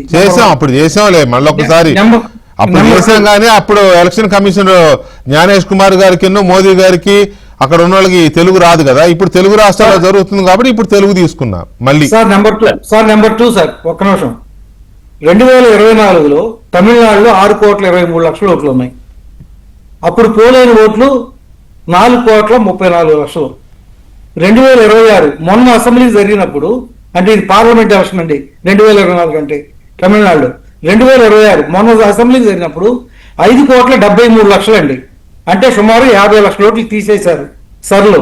అయినా 2024లో 4,34,00,000 పోలైతే మొన్న 4,87,00,000 పోలైంది. సుమారుగా 50,00,000 ఓట్లు పెరిగినాయి. అంటే ఒరిజినల్ ఓటర్స్ ఉన్నారు కాబట్టి పెరిగినాయి ఆటోమేటిక్. అదేనండి అది చెప్పేది, జెన్యూనిటీ ఉందని చెప్తున్నా. అయితే వెస్ట్ బెంగాల్లో 2024 అసెంబ్లీ ఎలక్షన్ లో పార్లమెంట్ ఎలక్షన్ లో 7,60,00,000 ఓట్లు ఉన్నారు. మొన్న అసెంబ్లీ జరిగిన దాంట్లో 6,82,00,000, అంటే సుమారు 80 నుంచి 92 లక్షలు తీసేసిన మళ్ళీ ఇచ్చారు కాబట్టి 80 లక్షలే నికరంగా కనపడుతోంది. అయితే 2024లో పార్లమెంట్ ఎలక్షన్ 6,04,00,000 పోలైతే వెస్ట్ బెంగాల్లో మొన్న 6,39,00,000 పోలైనాయి. ఇది ఫ్యాక్ట్. అయితే మూడోది, మనం ఇందాక నుంచి చర్చ చేస్తున్నారు, ప్రజల ముందు ఇంకా అనుమానాలు, క్వశ్చన్ మార్కులే ఉంచారు. ప్రజలకు ఏం చెప్పదలుచుకున్నాం? ఎస్ఐఆర్ గురించి ఆందోళన చెందవద్దా, చెందాలనా? ఏది మనం ప్రజలకు చెప్పదలుచుకున్నాం? నేనైతే ఆందోళన చెందాల్సిన అవసరం లేదని నేను అంటాను. కానీ అనుమానాలు నివృత్తి చేయాల్సిన అవసరం కూడా ఉంది. ఎలక్షన్ వచ్చే రాష్ట్రాల్లోనే. ఒక్క నిమిషం సురేష్ గారు, నేను వ్యక్తిగతంగా నేనైతే ఆందోళన చెందాల్సిన అవసరం లేదని అంటాను. కానీ అనుమానాలు ఉన్నప్పుడు గఫూర్ గారు లాంటి సీనియర్కి అనుమానాలు ఉన్నాయి, దయాకర్ లాంటి యువకుడికి అనుమానాలు ఉన్నాయి, చాలా మందికి ప్రజలకు రాహుల్ గాంధీ గారు లాంటి యంగ్స్టర్కి అనుమానాలు ఉన్నాయి. ఎందుకు ఏమని దొంగ ఓట్లు వచ్చి చేరుతున్నారు, ఉన్న ఓట్లు బీకేస్తున్నారు, ఎలక్షన్లు జరిగే రాష్ట్రాల్లోనే ఎందుకు చేస్తున్నారు, ఇలాంటి అనుమానాలు ఉన్నాయి. చచ్చిపోయిన వాళ్ళు బతికొస్తున్నారు, బతికున్న వాళ్ళు చచ్చిపోతున్నారు, ఇలాంటి ఉన్నాయి. కాబట్టి నివృత్తి చేయాలి కదా. జ్ఞానేశ్వర్ కుమార్ రాడు మన డిబేట్కి. ఇప్పుడు వెస్ట్ బెంగాల్ది తమిళనాడు గురించి చెప్పిన తర్వాత పోల్డ్ ఓట్లు పెరిగినాయా తగ్గినాయా? అదే సమాధానం. రెండోది, ఇప్పుడు 2002 అప్పుడు ఎవరికండి ఎస్ఐఆర్ అంటే స్పెషల్ ఇంటెన్సివ్ రివిజన్. టీచర్లు ఇంటికి వచ్చి ప్రతి ఇంట్లో ఎవరెవరైతే ఉన్నారో వాళ్ళందరికీ ఓట్లు ఇచ్చి వెళ్ళేవారు, ఎక్నాలజ్మెంట్ కూడా ఇచ్చేవారు. 2004 తర్వాత ఆన్లైన్ వచ్చిన తర్వాత అసలు తీసివేయటం జరగట్లా, చనిపోయినవి జరగట్లా. చనిపోయిన విషయాల్లో ఓటర్ల విషయంలో మనం డెత్ రిజిస్ట్రేషన్ నంబర్ ఇస్తే గానీ ఆ ఓటు తీసేయరు. లేకపోతే మనం అప్లికేషన్ పెట్టినంత మాత్రం తీయరండి డెత్ రిజిస్ట్రేషన్ నంబర్. ఈ మొత్తం సమాధానం ఏంటంటే ఇప్పుడు ఎస్ఐఆర్ జరుగుతుంది. ప్రతి సంవత్సరం స్పెషల్ సమ్మరీ రివిజన్ జరిగింది ఇన్ని సంవత్సరాల నుంచి. అంటే ఓటు కావాల్సిన వాళ్ళు అప్లై చేసుకోవటం, ఎవరన్నా అప్లికేషన్ పెడితే వెరిఫై తీసేయటం, ఫామ్ 7లో పెడితే అంతవరకే కానీ ఎస్ఐఆర్ జరగలేదు. ఇప్పుడు ఎస్ఐఆర్ నిర్ణయం తీసుకున్నారు. ఎస్ఐఆర్ నిర్ణయం తీసుకున్న తర్వాత ఆట ప్రారంభమైన తర్వాత ఒక్క నిమిషం సార్, నన్ను కంప్లీట్ చేయండి. ఆటి నియమాల ప్రకారమే మన ఓటరు, నిజమైన ఓటరు ఓటు పోగొట్టుకోకుండా చూడాలి. ఈ రోజున 4,16,00,000 మందికి నోటీసులు ఇస్తున్నారు. మీరు ఒక్క నిమిషం టైం ఇవ్వాలి. 2026 25 మే 2026 అప్డేటెడ్ లిస్టుకి మ్యాప్ చేశారండి. ఆంధ్రప్రదేశ్లో 76% ఎలక్షన్ కమిషన్ వాళ్ళు మ్యాప్ చేశారు. అంటే సుమారుగా 4 కోట్లలో 3 కోట్లు మ్యాప్ అయినాయి, అప్పుడు కలిసినాయి. మరి రిమైనింగ్ ఓటర్ల పరిస్థితి ఏంటి? ఇక్కడ స్టార్ట్ అయింది. 2002 ఓటర్ల లిస్టులో ఉన్నవాళ్ళు, 2026 ఓటర్ లిస్టులో ఉన్నవాళ్ళు ఆ డీటెయిల్స్ రాస్తే సరిపోతుంది. నెంబర్ 1, దాన్ని సెల్ఫ్ మ్యాపింగ్ అంటారు. రేపు ఎన్యూమరేషన్ ఫామ్ లో కూడా ఇది రాయాలి. 2002లో నాకు గనక ఉంటే సెల్ఫ్ మ్యాపింగ్ అని రాయాలి. నెంబర్ 2, 2002 తర్వాత పుట్టిన వాళ్ళ పరిస్థితి ఏంటి అన్నప్పుడు 2002 తర్వాత కనుక ఎవరన్నా పుట్టిన వాళ్ళకి ఓటు వచ్చిన వాళ్ళకి ఈ 2026లో ఓటర్ లిస్ట్ ఉంటే వాళ్ళ ఫాదర్ది, వాళ్ళ తల్లిదండ్రులది ఎవరో ఒకళ్ళది 2002లో ఓటు ఉంటే ఆ ఓటు డీటెయిల్స్ రాయాలి. అక్కడి వరకు ఇబ్బంది లేదు. దాన్ని యాడ్ ప్రొజినీ అంటారు. ఇది రాయాలి ఎన్యూమరేషన్ ఫామ్ లో, యాడ్ ప్రొజినీ అని రాయాలి. మూడోది, 2002లో 18 సంవత్సరాలు ఉండి కూడా ఓటు రాలేదు, తర్వాత వచ్చింది. అది అంటే మీరు సురేష్ గారు లేనే ఒక్క నిమిషం కాకపోతే 5 నిమిషాలైనా మాట్లాడొచ్చు. కానీ మీరు అర్థం చేసుకో కాదు సురేష్ గారు ప్లీజ్, మీరు ఇక్కడ అర్థం చేసుకోవాల్సింది ఏంటంటే, దయచేసి నిజంగా మీకు అభినందనలు, మీకు అభినందనలు. ఎందుకు అని అంటే ఇంత కాంప్లెక్స్ సబ్జెక్ట్ని మీరు అవగాహన చేసుకుని చెప్తున్నారు. మీరు చెప్పేదాంట్లో సగం కూడా అర్థం కాదు ఎవరికి, సగం కూడా ఎవరికి అర్థం కాదు సార్. ఒక్క మాట సార్, దయచేసి అర్థం చేసుకోండి. ఒక్క మాట సార్ నా మాట వినండి. మీరు బూత్ లెవెల్ పార్టీలు ఉన్నందుకు ప్రజలు చైతన్యవంతం చేయడానికే కదా, ఓటు పోకూడదనే కదా. 2 జూలై, రేపు జూలై 21వ తారీఖున డ్రాఫ్ట్ ఓటర్ లిస్ట్ ఇస్తున్నారు. అంటే ఈ మొత్తం ప్రక్రియ అయిపోయినాక ఇచ్చి డిలీటెడ్ లిస్ట్ కూడా ఇస్తున్నారు అటు దీంతో పాటు. అప్పుడు డిలీటెడ్ లిస్ట్ వెరిఫై చేసుకుని 2 నెలల టైం ఉంది క్లెయిమ్స్ అండ్ అబ్జెక్షన్స్ కి. ఆ 2 నెలల టైంలో ఈ డిలీటెడ్ లిస్ట్ బూత్ వారికి ఇస్తారు కాబట్టి వాటిని కూడా వెరిఫై చేసి ఇంకెవరన్నా మిస్ అయితే ఓకే, అదంతా ఓకే. కానీ సరే, మీరు చాలాసేపు చెప్పారు, మళ్ళీ చెప్తా. నేను మిమ్మల్ని అభినందించాలి. ఎందుకంటే ఇంత సబ్జెక్టు మామూలు వాళ్ళకి అర్థం కాదు, కానీ కామన్ ఓటర్కి ఎక్కడ అర్థం అవుతుంది? పైగా తెలుగుదేశం మీద పడి తెలుగుదేశం చోరీ అని చెప్పే వైసీపీకి అసలు అర్థం కాదు ఈ సబ్జెక్టు. అర్థం చేస్తే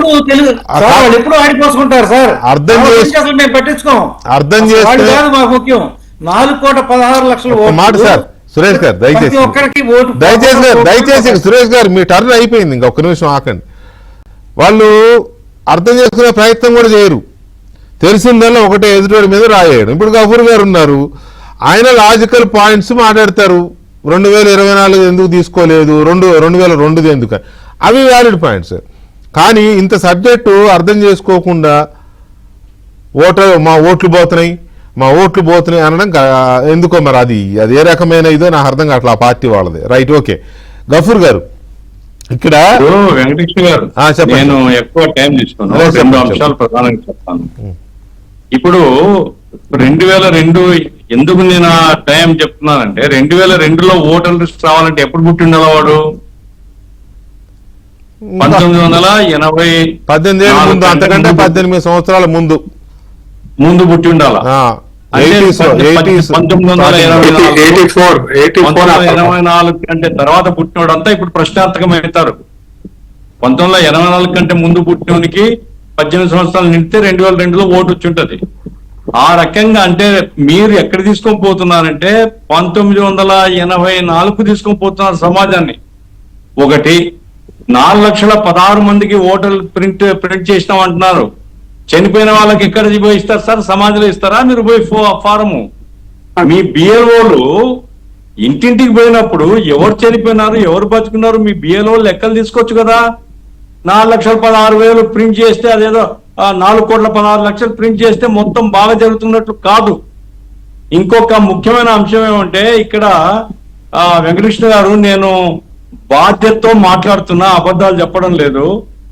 ఒక నెల రోజుల కిందట నాకు నివాసం ఉండేటువంటి బిఎల్ఓ నాకు ఫోన్ చేసిన ఓ లేడీ, నేను బిఎల్ఓనండి, మీ ఇంట్లో ఫలాని వాళ్ళు ఉన్నారా అని. అంటే అమ్మ, మా ఇంట్లో ఉండేది ముగ్గురమే, నేను, నా భార్య, నా కుమారుడు, మిగతా వాళ్ళు ఎవరు లేరు అని చెప్పింది. లేదు, మిగతా వాళ్ళ పేర్లు ఉన్నాయి కదా అని. అంటే నాకేం సంబంధమా మిగతా వాళ్ళ పేర్లు ఉంటే? ఓటర్ లిస్టులో నేను ఎప్పుడు ఆ పేర్లు నేను చూడలేదు, మరి మీ దృష్టిలో ఏముందో నాకు తెలియదు అన్నాను. అంటే నెల రోజుల కిందట బిఎల్ఓ ఎందుకు ఫోన్ చేసింది అంటే, ఇదంతా ప్రీ ప్లాన్డ్ గా ఏమైనా జరుగుతుందా? ఇప్పుడు మీరు తిరుగుతున్నారు, ఇంటింటికి పోతున్నామని చెప్తున్నారు, మరి నెల రోజుల కిందట బిఎల్ఓ ఎవరు అపాయింట్ చేసినారు? బిఎల్ఓ ఈ సమాచారం ఎందుకు సేకరించింది? అన్ని అనుమానాలు నివృత్తి చేయాలి. కాబట్టి నా పాయింట్ ఏంటంటే, తెలుగుదేశం వాళ్ళు సరే వాళ్ళు తీసేస్తున్నారు నేను చెప్పడంలే, జ్ఞానేష్ కుమార్ దగ్గర ఉంది ఆ పొరపాటు. ఏమైనప్పటికీ ఆంధ్ర రాష్ట్రంలో కానీ తెలంగాణలో కానీ తెలుగు రాష్ట్రాల్లో ప్రజలు కానీ రాజకీయ పార్టీలు కానీ అప్రమత్తంగా ఉండి ఓటర్ చైతన్యవంతుడు కాలేదండి. ఓటు రోజు మాత్రమే నా ఓటు ఉందా లేదా చూసుకుంటాడు, లేకపోతే ఇంకా అమ్మనాభూతులు తిడతాడు అందరినీ. కాబట్టి రాజకీయ పార్టీలు బాధ్యతగా మేల్కోవాల్సినటువంటి అవసరం ఉంది. ఆ రకంగా మేల్కొని ప్రతి ఓటర్ యొక్క హక్కును మీరు ఆఖర్లో చెప్పిన పాయింట్ చాలా వ్యాలిడ్ పాయింట్ గఫూర్ గారు. ప్రజలు మామూలు సామాన్య ఓటర్కి అంత చైతన్యం ఉండదు. ఏదన్నా ఇంటికి వెళ్ళి అడిగితే వివరాలు అడిగితే చెప్తాడు, ఎవరైనా సంతకం పెట్టమంటే పెడతాడు, అంతవరకే. పోలింగ్ బూత్కి వెళ్ళి పోలింగ్ బూత్కి వెళ్ళి ఓటు లేదంటే మాత్రం చేతిలో కర్ర ఉంటే కర్ర పెట్టి బాస్తాడు. గ్రామీణ ప్రాంతాల్లో ఓటర్ల మనస్తత్వం అలా ఉంటది. కానీ మీరు అన్నారు చూడండి, రాజకీయ పార్టీలే చొరవ తీసుకోవాలి అని. ఇగో ఇక్కడే రాజకీయ పార్టీలు బూత్ లెవెల్ ఏజెంట్లనే పెట్టుకోవట్లేదు సార్. తెలంగాణలో 1 కోటి ఓట్లు పోతాయి అని చెప్తున్న కాంగ్రెస్ పార్టీ నుంచి పూర్తి స్థాయిలో ఇంతవరకు బిఎల్ఏల నియామకం జరగలేదు. బీఆర్ఎస్ పార్టీ అయితే సగం మంది బిఎల్ఏల నియామకం చేయలేదు. ఇలా బిఎల్ఏలు పెట్టుకోకుండా బూత్కు ఒక ఏజెంట్ కంపల్సరీ ఉండాలి కదా. నాకు తెలిసి 36,000-37,000 ఉన్నట్టున్నాయి తెలంగాణలో బూతులు సుమారుగా. 35,000 చిల్లర ఉన్నాయి. అంటే 3 ప్రధాన పార్టీలు, కాంగ్రెస్ పార్టీ, బీజేపీ, బీఆర్ఎస్, ఈ 3 పార్టీలే 1,00,000 దాటాలి బిఎల్ఏలు. కానీ సురేష్ గారు ఎంతమంది ఉన్నారు తెలంగాణలో? 60,000 దాకా వచ్చింది. మొన్న ఎలక్షన్ కమిషన్ ఇచ్చిన 22,000 మంది అండి. ప్రకాష్ రెడ్డి గారు, ఇది అప్డేట్ అయ్యింది, మీరు తెలుసుకోండి కావాలంటే. ప్రకాష్ రెడ్డి గారు 60,000 దాకా వచ్చినాయి సార్.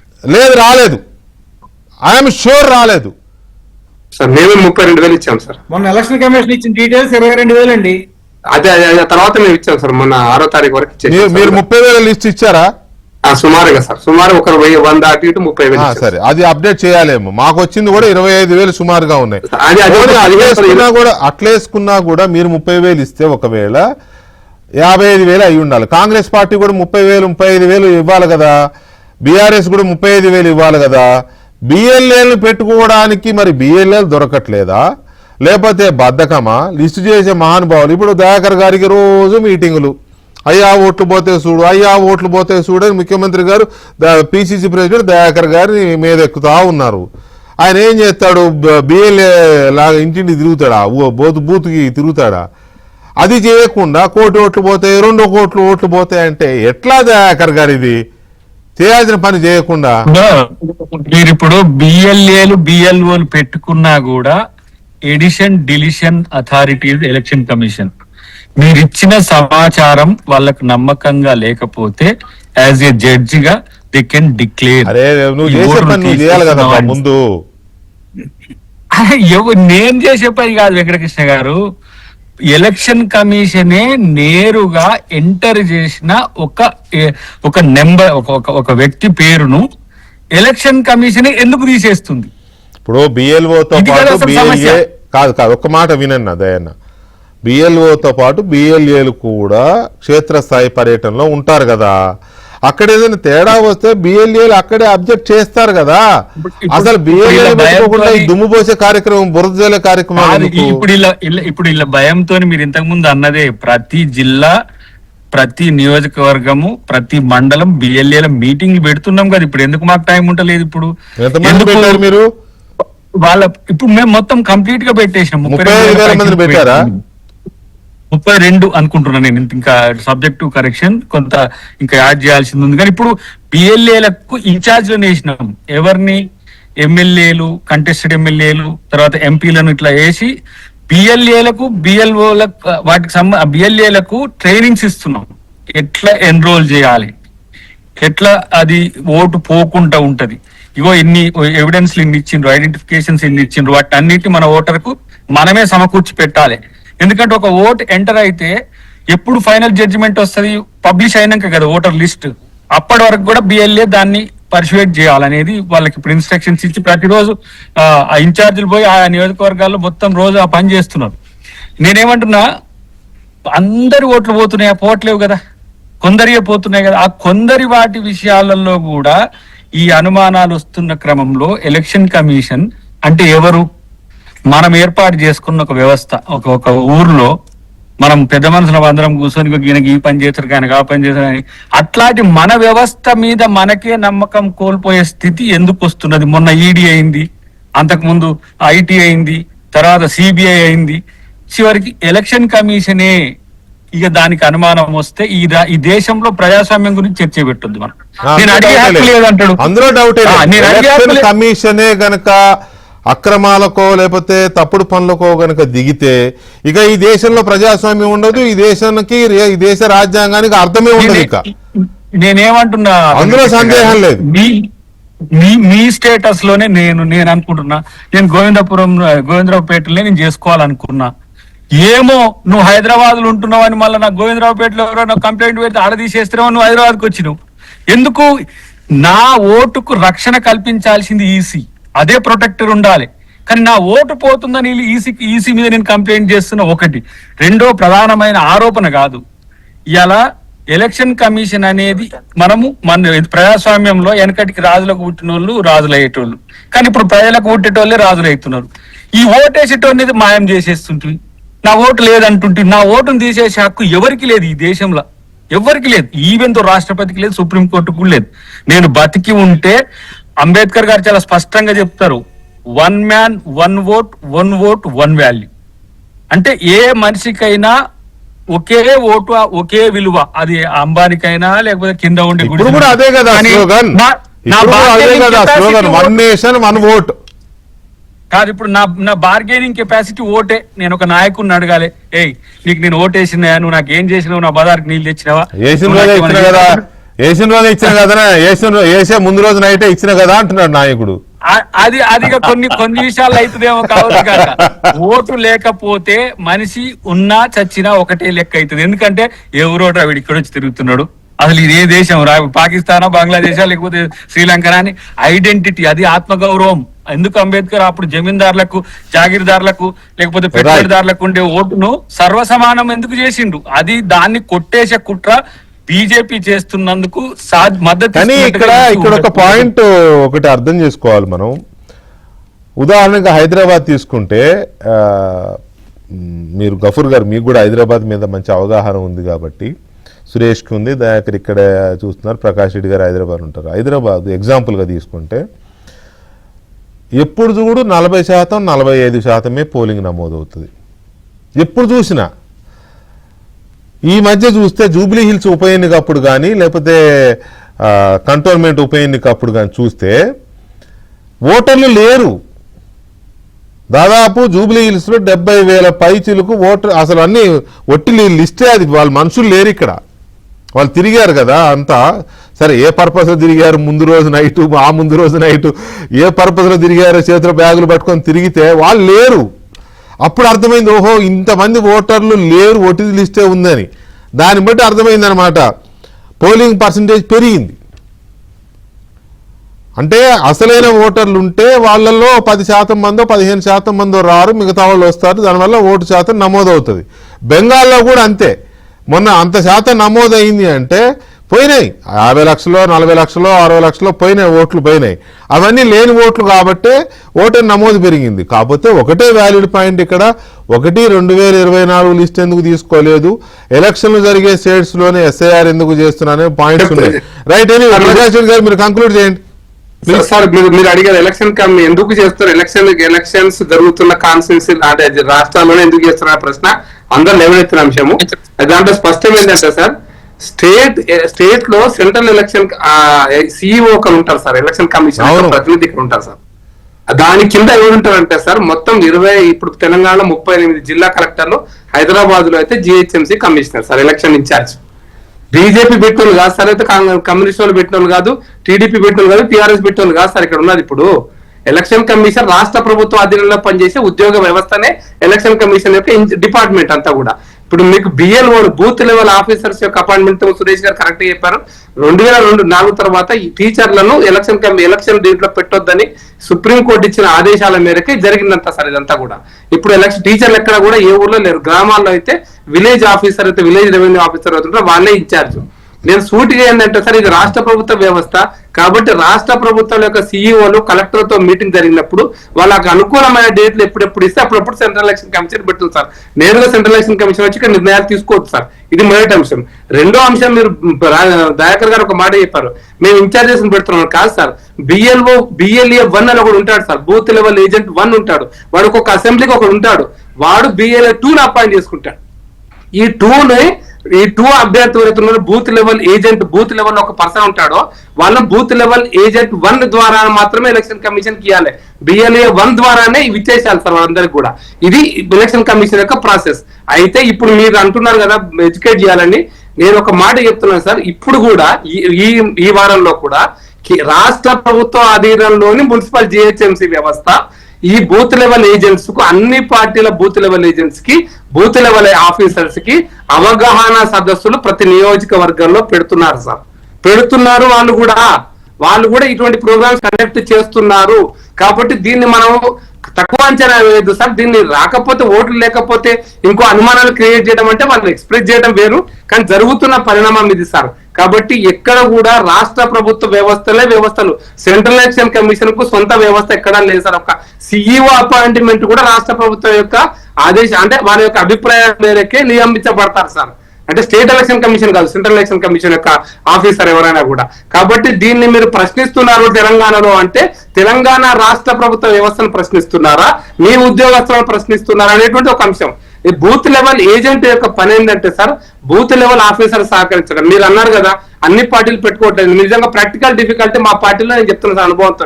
మేము ఒక 34,000 మంది పేర్లు తీస్తే మీరు టైం ఇస్తారా అని ఒక్కొక్క బూత్ లెవెల్ ఏజెంట్లు మీరు 15 రోజులు టైం ఇవ్వాలి. ఇంటింటికి బూత్ లెవెల్ అవసరం తిరగాలంటే అన్నా నాకు టైం లేదన్నా, నాకు ఉద్యోగం ఉందన్నా, ఇది చేయలేనన్నా అనేటువంటి వాళ్ళు చాలా మంది ఉన్నారు. అట్లా టైం ఇచ్చే వాళ్ళని సెలెక్ట్ చేసుకోవడం కూడా చాలా ఇంపార్టెంట్ ఈ 15 రోజుల పాటు. ఇది కూడా మాకు ప్రాక్టికల్ గా జరుగుతుంది హైదరాబాద్ లో, కానీ గ్రామాలలో కూడా ఆ విధంగా టైం. గ్రామాల్లో చాలా తక్కువ సమస్య ఉంటుంది, ఎక్కువ సమస్య ఉండదు, చాలా తక్కువ. ఎందుకంటే చాలా ప్రతి ఒక్కరు గుర్తుపడతారు, చచ్చిన వాళ్ళ పేర్లు ఉంటాయి. అదే కదా సమస్య. ఇప్పుడు పార్టీలకు ఏజెంట్ ఎలాగో దొరకరు, బిఎల్ఓలే ఎవరికి దమ్ముంటే వాడికి ఏజెంట్.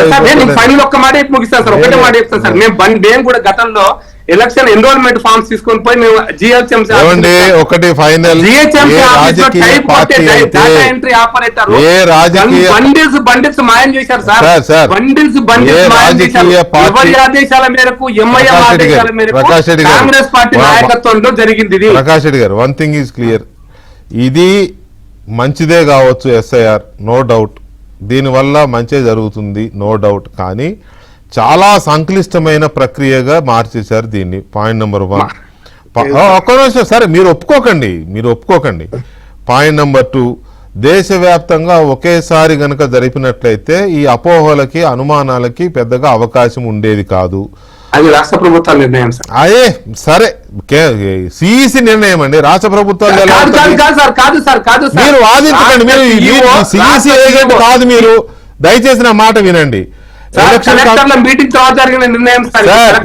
కమిషన్ ని రాష్ట్ర ప్రభుత్వాలు కాదు, రాష్ట్ర కమిటీలు కాదు సార్, ఎలక్షన్ కమిషన్ ని అడుగుతున్నాం మనం. ఎలక్షన్ కమిషన్ దేశవ్యాప్తంగా ఒకేసారి చేసి ఉంటే ఈ అపోహలు, అనుమానాలు వచ్చి ఉండేవి కావు. మీరు ఎలక్షన్ కమిషన్ ప్రతినిధి కాదు కాబట్టి మీరు కొద్దిగా అట్లా ఉండండి. ఏ పార్టీకైతే, ఏ రాజకీయ పార్టీకైతే బూత్ కమిటీలు ఉంటాయో, బూత్ కమిటీలు, నాకు తెలిసి తెలుగుదేశం పార్టీ ఎప్పటి నుంచో బూత్ కమిటీలను అమలు చేస్తుంది, ఇప్పుడు కాదు. గఫూర్ గారికి తెలుసు ఆ విషయం. ఏనాటి నుంచో దాదాపు 3.5 దశాబ్దాలుగా బూత్ లెవెల్ కమిటీలను చంద్రబాబు నాయుడు నిర్మించారు. ఇవాళ ఏదో ఎస్ఐఆర్ వస్తుందని, లేకపోతే సాక్షి పత్రిక పుట్టుద్దని, దాంట్లో ఈ రాతలు రాస్తారని కాదు, ఆనాడు చేశారు. సో ఏ రాజకీయ పార్టీకి అయితే బూత్ కమిటీలు ఉంటాయో వాళ్ళు బిఎల్ఏని ఎత్తుక్కునే పని ఉండదు, రెడీ ఉంటారు వాళ్ళు. ఆ నిర్మాణం అసలు క్షేత్రస్థాయి అసలు పార్టీకి నిర్మాణమే లేదండి. వైఎస్ఆర్ కాంగ్రెస్ పార్టీకి, వైఎస్ఆర్ పార్టీకి గ్రౌండ్ లో నిర్మాణమే లేదు. పార్టీ గఫూర్ గారు ఉందా? మీ పార్టీకి ఉన్నట్టు, టీడీపీకి ఉన్నట్టు వైసీపీకి ఉందా? నిర్మాణం ఉందా? నిర్మాణమే లేదు. చీఫ్ మినిస్టర్ అంతే, వాలంటీర్లు, సచివాలయం, చీఫ్ మినిస్టర్ అంతే. అసెంబ్లీ ఇన్ఛార్జీలు, బూత్ లెవెల్ కమిటీలు కాదు కదా అసలు. నిర్మాణం గ్రామ కమిటీల నిర్మాణమే లేదు ఆ పార్టీకి. ఇంకా బూత్ కమిటీల నిర్మాణం ఎక్కడ వస్తుందండి? రాయడానికి ఓ పత్రిక ఉంది, రాసే రిపోర్టర్ ఉన్నాడు, ఏది పడితే రాసేయడమే. ఎలక్షన్ కమిషన్ నిందించడమే, భారతీయ జనతా పార్టీని నిందించడమే, తెలుగుదేశం పార్టీని నిందించడమే.